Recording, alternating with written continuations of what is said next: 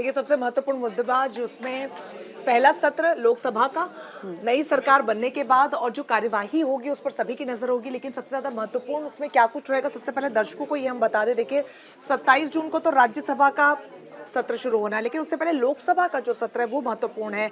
24 और 25 जून को pro tem speaker जो हैं वो सांसदों को शपथ दिलवाएंगे, जो नए नवेले सांसद चुनकर आए हैं। इसके बाद 26 जून को लोकसभा स्पीकर का चुनाव होना है, जो सबसे महत्वपूर्ण है। लेकिन जो बड़ी तस्वीर है ज्योति समझने वाली वो ये है कि इस बार विपक्ष को बराबर का मौका मिला है।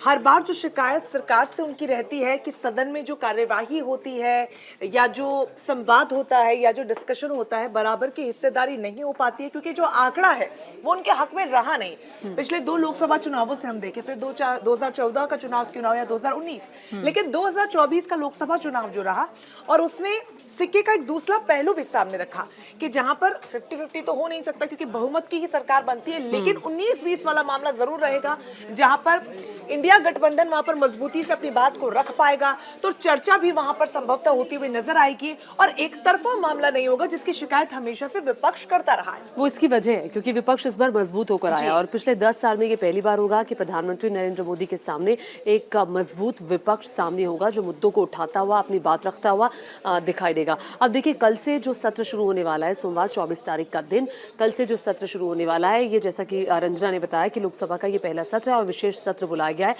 ये इंपॉर्टेंट इस लिहाज से है क्योंकि जितने भी सांसद हैं सबको शपथ दिलाई जाएगी। शपथ उन नए नवेले सांसदों को पहले दिन 280 सांसदों को शपथ दिलाई जाएगी, फिर 265 सांसदों को दूसरे दिन 25 तारीख को शपथ दिलाई जाएगी और 26 तारीख का दिन इंपॉर्टेंट इसलिए कि लोकसभा का स्पीकर कौन होगा। अब एक एक करके चर्चा कर लेते हैं। स्पीकर की पहले बात कर लेते हैं। स्पीकर के लिए ओम बिरला का नाम भी सामने आ रहा है और स्पीकर के लिए कहा जा रहा है कि जो जी पुरंदेश्वरी है उनका नाम भी चयनित हो सकता है। अभी तक क्लेरिफाई नहीं किया गया है। स्पीकर पर टीडीपी की भी नजर है कि ये पद हमें मिल जाए। अब स्पीकर कौन बनेगा ये देखने वाली बात होगी। हालांकि स्पीकर के साथ जो एक डेप्यूटी स्पीकर होते हैं, उपाध्यक्ष होते हैं, उस पर इंडिया गठबंधन की नजर है और वो चाहते हैं कि वो पद उनको मिले। लेकिन ऐसा भी हो सकता है कि चूंकि पिछले टेन्योर में जो डेप्यूटी स्पीकर है वो पद नहीं था, उस पर किसी को चयनित नहीं किया गया था। अब इस बार जो स्पीकर कौन होगा उसको लेकर अभी तक तस्वीर साफ नहीं की है एनडीए ने।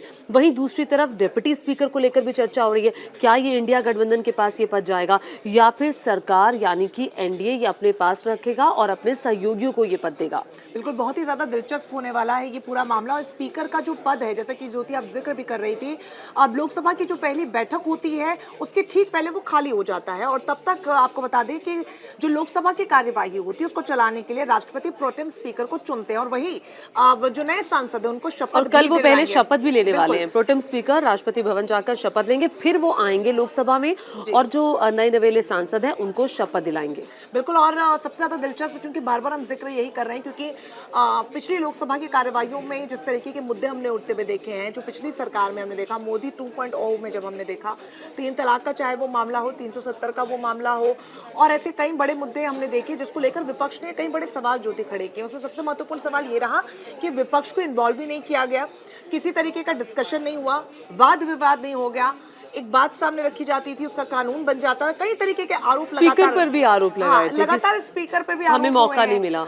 और इस बार का जो चुनाव हुआ है उसने कई तरीके से अलग अलग मायने दिए हैं, जिसको लेके कल भी हम लाइव में ज्योति सचिन के साथ मैंने डिस्कशन किया था, वो बेहद महत्वपूर्ण था, जिसमें नेता प्रतिपक्ष के मुद्दे पर भी डिस्कशन हो रहा था। और नेता प्रतिपक्ष इसलिए वो भी क्लियर नहीं है अभी। हाँ बिल्कुल, लेकिन वो इसलिए महत्वपूर्ण हो जाता है क्योंकि जितनी भी संवैधानिक इकाइयां हैं, जिसमें अब सीबीआई भी शामिल है, एनएचएससी भी शामिल है, वो वहां पर भी आपका एक प्रतिनिधित्व रहेगा। यानी कि उनके जो अधिकारियों के चयन करने वाली समिति, उसमें आप शामिल होंगे, आपकी बराबरी की हिस्सेदारी वहां होगी। कम से कम जो ठीकरा विपक्ष लगातार फोड़ रहा था कि आपकी कठपुतली, ये सारी संवैधानिक कई सारी ऐसी एजेंसीज होती हैं और कई सारी जब संसद का कामकाज होता है। हालांकि लोकसभा स्पीकर की हम बात कर रहे थे कि लोकसभा स्पीकर का पद होता है बहुत महत्वपूर्ण इस लिहाज से होता है कि आपको सदन की गरिमा को बरकरार रखना होता है और पूरी नियमावली के तहत आपको सदन को चलाना होता है, सदन की रूल बुक होती है उसके मुताबिक आपको सरकार को मौका देना होता है, विपक्ष को मौका देना होता है बोलने के लिए। तो बहुत सारी चीज़ें हैं। कौन सा जो बिल है वो धन बिल है, वित्त बिल है, और कौन सा बिल कब पेश किया जाएगा, कितने वक्त तक चर्चा होगी, कब स्थगन प्रस्ताव आएगा, तो बहुत सारे प्रस्ताव हैं, तो वो कब आएंगे वो सब स्पीकर तय करते हैं। खैर, ये तो महत्वपूर्ण स्पीकर का काम हुआ, लेकिन जिसका जिक्र आप कर रही हैं और जिसकी हम बात कर रहे हैं वो ये कि अब जो विपक्ष है, विपक्ष का जो पद है, जो नेता विपक्ष कौन होगा ये भी चयनित नहीं है। नेता विपक्ष इसलिए भी ज़रूरी है क्योंकि बहुत सारी समितियां ऐसी होती हैं जिसमें नेता विपक्ष को भी रखा जाता है, और जब रखा जाता है तो फिर आपकी भूमिका कई सारे फैसलों में भी हो जाती है। अब नेता विपक्ष का पद भी अब तक क्लियर नहीं है कि कौन होगा। हालांकि ये खबर आ रही है, ऐसा कहा जा रहा है कि राहुल गांधी से कहा गया था, अभी तक उन्होंने डिसीजन नहीं लिया। मनीष तिवारी का नाम भी इसमें सामने आ रहा है। तो अब देखना होगा कि किसको चुना जाता है पार्टी की तरफ से, विपक्ष की तरफ से, कांग्रेस पार्टी की तरफ से। 99 सीटों के साथ कांग्रेस पार्टी नंबर 2 पर आई है।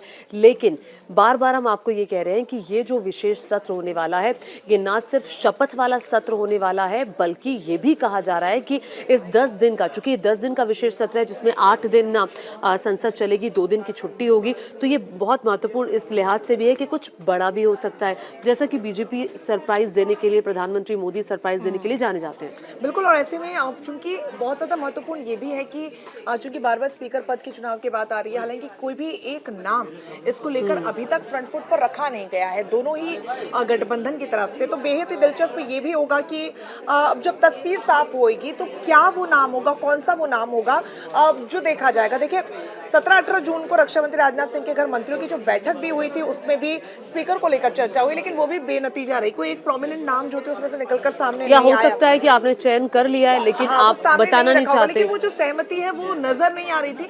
हालांकि चूंकि आपने जो जिक्र किया कि जो भारतीय जनता पार्टी है वो सरप्राइजेस देने में भरोसा रखती है, और उनकी ये यूएसपी रही है कि मीडिया में जो तमाम चर्चाएं होती है उसकी एकदम उनका पूरा फैसला निकलकर सामने आता है। तो हो सकता है कि उस बैठक में उस पर मोहर लग चुकी हो। हालांकि विपक्ष अपना जो दावेदारी वो जरूर पेश करेगा, और करनी भी चाहिए, क्योंकि यही लोकतंत्र की खूबसूरती भी है। और सबसे ज्यादा दिलचस्प नहीं, स्पीकर तो नहीं कर सकती, स्पीकर तो खैर बीजेपी की तरफ से ही कोई होगा। हालांकि उनके सहयोगियों से भी कहा गया था कि उनके सहयोगी भी चाहते थे, टीडीपी कुछ खुलकर नहीं बोल रही थी। लेकिन एक ऑप्शन जो ये बनता है कि अगर भारतीय जनता पार्टी की तरफ से, चूंकि अभी तक नाम चूंकि सामने नहीं, इसलिए कयास और संभावना ऐसी है कि अगर सहमति नहीं बनती है तो ये बहुत डिफिकल्ट हो सकता है कि किस तरीके से स्पीकर के पद के चुनाव की लोग, क्योंकि पिछली बार जब हमने देखा था बहुत ही प्रोमिनेंटली ओम बिरला का नाम सामने आ चुका था, लेकिन अभी भी चल रहा है उनका, हालांकि नाम उनका सुर्खियों में जरूर है, लेकिन हमने कई विधानसभा चुनाव देखे हैं जहाँ पर कई नाम जो सबसे रेस में आगे हमने मुख्यमंत्री के देखे हैं वो दूर दूर तक कहीं नजर नहीं आए, और एकदम से देखिए ओम बिरला के हक में जो चीजें जाती हैं, और जो कुछ एक्सपर्ट्स भी कह रहे हैं जो पॉलिटिकल चीज़ों के मद्देनजर है, कि ओम बिरला जानते हैं कि लोकसभा के काम करने का तरीका क्या है, बहुत सीनियर हैं, और कोटा से सांसद भी चुनकर आए हैं, और वो जो लोकसभा की रूल बुक है उसके जो एक एक बारीकी है उसको समझते हैं। और पिछली बार आपको याद होगा बहुत सारे सांसदों को सस्पेंड किया गया था, और ये संसद के इतिहास में पहली बार हुआ था कि इतने सारे सांसद एक साथ सस्पेंड किए गए थे। तो जो सख्त निर्णय जब लेने होते हैं तब ओम बिरला पीछे नहीं रहते हैं, ये चीज़ उनके बहुत हक में जाती है। लेकिन जी पुरंदेश्वरी का नाम भी आ रहा है, जो आंध्र प्रदेश से बीजेपी की प्रदेश अध्यक्ष है। जी पुरंदेश्वरी का जो फैमिली रिलेशन है वो टीडीपी के साथ भी है, जो कि टीडीपी प्रमुख चंद्रबाबू नायडू हैं, और जो आंध्र प्रदेश के भी मौजूदा मुख्यमंत्री हैं, उनकी पत्नी की वो बहन है। टीडीपी भी इसका विरोध नहीं कर पाएगी, उनका नाम भी काफ़ी ज़्यादा चर्चा में है। लेकिन इसके अलग, जैसा कि रंजना ने भी कहा, कोई सरप्राइज भी मिल सकता है, कोई ऐसा नाम भी आ सकता है जिसके बारे में हमने चर्चा तक नहीं की होगी, आपने और हमने सोचा भी नहीं होगा कि ये शख्स भी लोकसभा का स्पीकर बन सकता है। एनीवेज, 2 दिन जो शपथ होने वाली है, तीसरे दिन लोकसभा के स्पीकर का चुनाव, और जो अगला दिन होगा 27 तारीख का दिन होगा, तब होगा एक जॉइंट सेशन लोकसभा और राज्यसभा का, जिसे राष्ट्रपति द्रौपदी मुर्मू संबोधित करने वाली हैं। और इस संबोधन में देखना होगा कि राष्ट्रपति क्या कहती हैं, और जब ये सेशन खत्म होने वाला होगा, जब ये आखिरी के 2 दिन होंगे, हालांकि 9 जुलाई को प्रधानमंत्री का अभिभाषण भी होगा, जब ये आखिरी के 2 दिन रहेंगे, उस दिन प्रधानमंत्री नरेंद्र मोदी, और बल्कि 2 दिन तक चर्चा चलेगी। प्रधानमंत्री के राष्ट्रपति के संबोधन पर धन्यवाद प्रस्ताव उस पर लाया जाएगा और उस पर भी चर्चा होने वाली है। बिल्कुल, और ये देखना बहुत ही ज्यादा दिलचस्प सब होगा। क्या और कहते हैं? और इन सबसे इतर सबसे ज्यादा देश भर की निगाहें होंगी तो कार्यवाही के दौरान उठने वाले उन मुद्दों पर भी होगी और साथ ही किस तरीके की चर्चा, क्योंकि अब तक जिस तरीके की कार्यवाहियां हमने देखी है, संसद के सत्र देखे हैं, अक्सर बीच में ही उन्हें स्थगित होते हुए देखा है और किसी ठोस नतीजे पर न पहुंचते हुए देखा है और बहस होती है। इस तरह की तस्वीर देखी है जो आनी नहीं चाहिए। थोड़ी सी नाउम्मीदी जरूर है, हालांकि अब तस्वीर उलट है, बराबरी का मौका चर्चा का दोनों पक्षों को मिलेगा तो देखना बहुत ज्यादा दिलचस्प होगा। बस कुछ ही दिनों का इंतजार है, अब उस पर निगाहें लगातार बनी रहेंगी और अपडेट्स हम पहुंचाते रहेंगे।